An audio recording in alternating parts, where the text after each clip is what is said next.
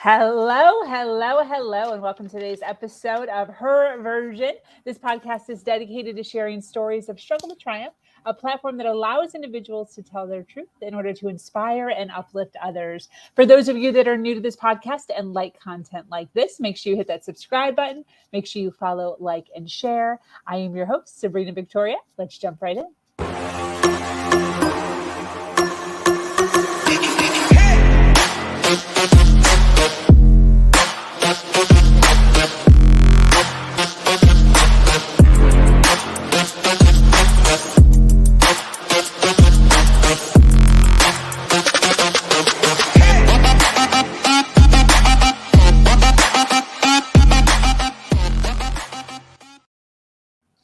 Thank you for joining us today for this episode of Her Version. The Her Version podcast is built on storytelling and the understanding that many times our greatest learning experiences come from listening to other people's stories.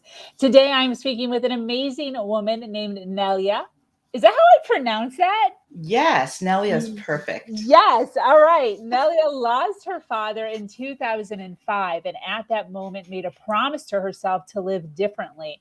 Her intentions were pure as she dove headfirst into taking care of everything and everyone else while putting her needs dead last. Over the course of 12 years, Nelia ended up suffering with anxiety, depression, PTSD, loneliness, and overwhelm. She has come a long way since then and now leads a very different life. She is a 40 something Canadian girl, wife, mother, daughter, friend, and dreamer with grandiose ideas. She is the host of the Top 20 podcast called Giving Starts With You, the creator of the Ukulele Project, and the author of Giving My Heart Room to Breathe, a journey through grief, healing, and giving. Nelia now dedicates her life to helping others successfully execute their own unique passion projects because she believes that the number one way to heal ourselves is through helping others. So glad to have you here, girl.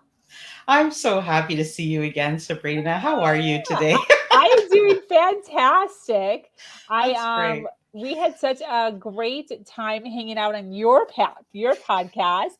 So I was so happy that you were willing to take some time out of your many things that you have going on in your world to hang out with me and share a little bit about yourself. Oh, thank you So so much thank for having you. me on. And Yeah. I loved your music in the trailer. I was like Oh, grooving to the trailer the whole time. Hi, I love it. everybody. I love it. I'm I love Nelia. it. I love it. Well, thank you so much. How has your week been? It's been busy, but it's been good because I love what I'm doing. So, Love yeah, it. I yeah. love it. Today, I actually I gained a day today. I thought it was Friday all day. And then it was Thursday. I had that problem at the beginning of the week. I kept thinking we were, yeah, Yeah, I don't know but it was cool because I was like, oh my gosh, I still have Friday. That's awesome. get Although all the stuff done. I'm constantly building my empire, so it's like does the weekends don't even matter. But like in the house, like my son's in school still and all that. So You're incredible. I don't know how you get everything done. You're so amazing. well, it's kind of like my expertise, my niche is time management and organization. So it's like Yeah. I have to, I have to. It's like even if I don't want to, I have to. But I love it. My parents raised me just to be. My dad was very like, if we arrived to go to like church, we called it the Kingdom Hall with our religion. But if we arrived on time, we were late. We like wouldn't go in literally we wouldn't if like it started at 9 and we pulled in the parking lot at 8:59 we would not go because by Wow. the time we walked in it would be 9 and he was not down with Too that. late. Yeah, so that's what Wow. I was raised with everything, so it's just in me. But anyways, I'm so happy to have you here. Thank I would you. love to kind of just start out by giving you the floor for a few minutes and hearing a little bit about your backstory and your journey and where you originated, and then kind of go from there. Is that cool? Yeah, absolutely. Absolutely. So, growing up, I always felt a little different. I felt a bit of a misfit, didn't really belong anywhere. And I didn't really know it was because I had anxiety and depression and all of these things until this big, huge thing happened in my life. My father passed away, and that's when I formally got diagnosed. But I always felt a little bit I don't know, different because I felt too much, or I used to be made fun of because I would always lead with my emotions. But now, as an adult, I celebrate my heart because now I believe it's the best part of me. But I didn't feel like that for a very long time. So it's funny, sometimes things happen to us in our life that make us feel broken. And sometimes we don't come back from that. And sometimes it takes a long time. And it took me a long time. So, many times I talk to people and it's fascinating to hear their story because of where they've been and where they are now. And most people that go through something like that, all they want to do is help other people, right? Through Yeah. their story. Yeah. So I agree with you. Storytelling is so important Yeah. 100%. for You sure. know, when you kind of started realizing that you had this depression or anxiety, PTSD, when did it kind of come to light that you were dealing with that? Yeah. So my father, like you had mentioned in my intro, he passed away at 59. And it was in 2005. And I was actually pregnant at the time. And I just, I couldn't deal. I couldn't deal with him being diagnosed. I couldn't deal with him. Um, I just couldn't manage any of my feelings during the whole process of him being sick. And then when he passed away, everything, like, I live my life now so different than I used to. And it wasn't until, I couldn't breathe and I felt like somebody was behind me consistently choking me. And I Wow. kept turning around and nobody was there. And this was like 6 months. I couldn't swallow. I just had all this, felt it like all in my throat. And my coworker's like, you need to go see somebody.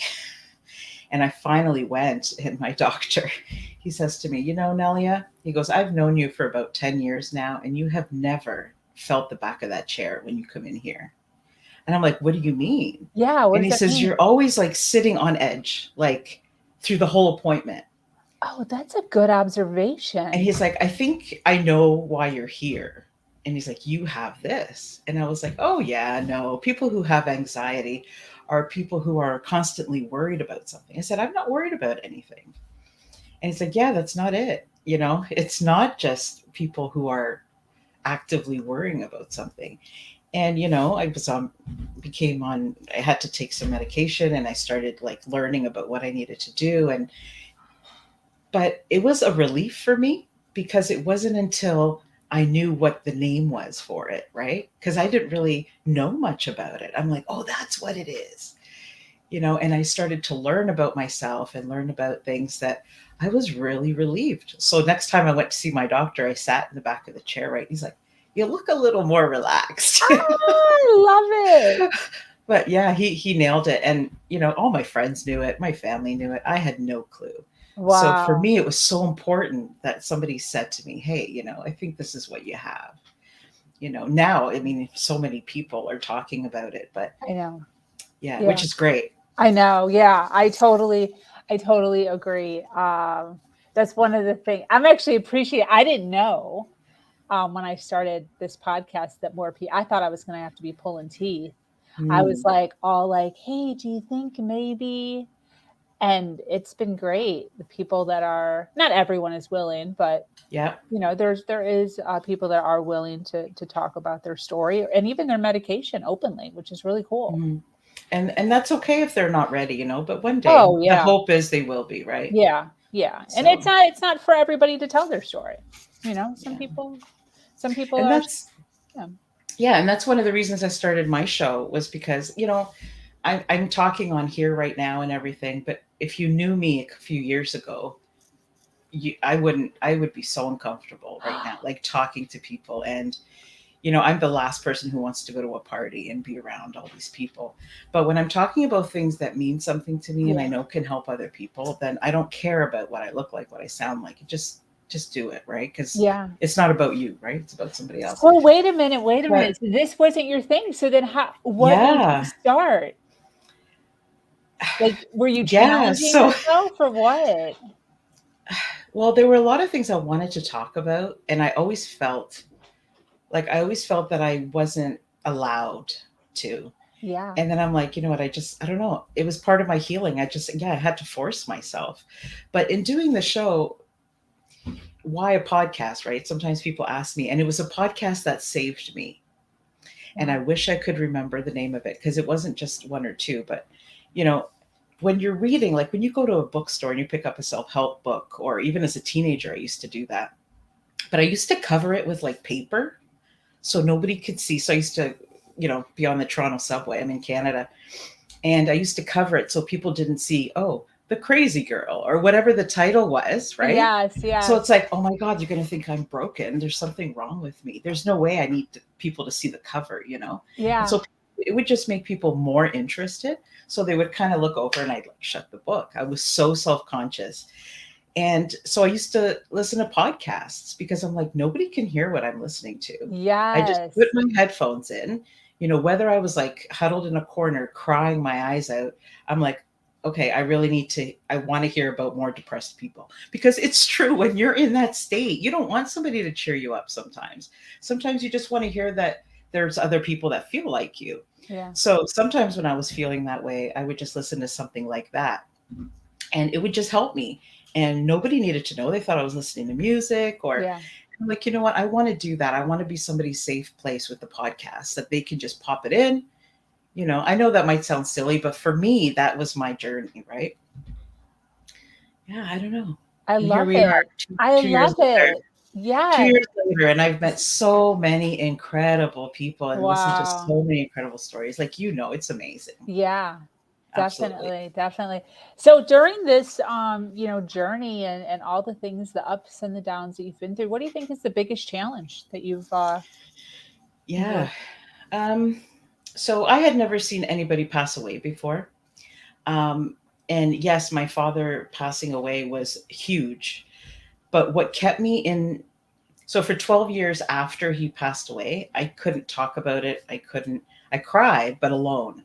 I couldn't do any of those things. I felt dead, like my life was over. And I used to have these dreams where he was buried alive, and it was just take over my life. Wow. And I'm a new mom, and I had been waiting to have a baby for 10 years. And here I am going, oh, this isn't how it was supposed to be.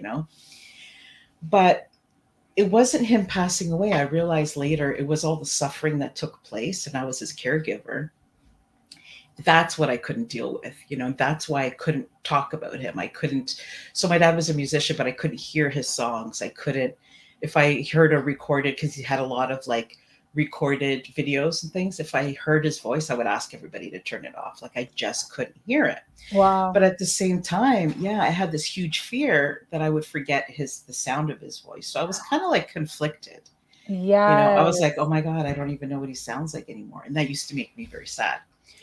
So I think that's where I got all the PTSD and all of those things. I couldn't sleep. All these things were like haunting me. I don't know. But I think that was it. Like just going through, my father was a very proud man, and just watching him by accident opening the bathroom door, not realizing he was in there, and watching him, 80 pounds looking in the mirror and crying and not realizing that he, it was the first time he wanted to look at himself through the whole journey, right? And Wow. he's like, wow, that's me. So stuff like that is what is still difficult to talk about. So those types of things make it so real, and it's the suffering. When he passed away, it was kind of like, okay, it's time because, of all the suffering, right? I mean, I hate to say that, but I think that for me was what did it. And my life was so different. It was different because here I am, somebody who feels so much, and I was hiding everything. So my husband, I'm so lucky. My husband is amazing. I've been married 27 years. He is like my best friend. Wow. I have a son who's 15, who's amazing, and I have a wonderful family and friends. But I hid from them how bad it was. And one day I just decided, nobody's coming to save you. Like, you need to figure it out. And that's going to be the title of my next book. I'm just promising. I'm saying it here so I, finish that thing, right? I love it. I love it. But it's true. And yeah, I just didn't want to get up. I had no reason to do so many things. And when you're somebody who leads with your heart and then you feel that dead, um, yeah, I don't know. It was hard. It was hard, and that's why it took me a long time. And so that's why decided to start my business, because I'm like, I don't want people to waste that time. Yeah. Don't do what I did. Don't do any of the things that I did. This is what you should do. Because what a waste. But at the same time, I think, well, if I didn't go through all that, how would I be now, right? And I'm a completely different person. It's such a double-edged sword, right? Yeah, it's tough, but we all have things, whether it's a death or a divorce or a relationship crisis or anything, a loss of job or health. Like there's something, sometimes more than one thing, that we all go through that can literally break us. Yeah. And for me it took me that long, but did the work, and here I am, right? Yeah, 100%.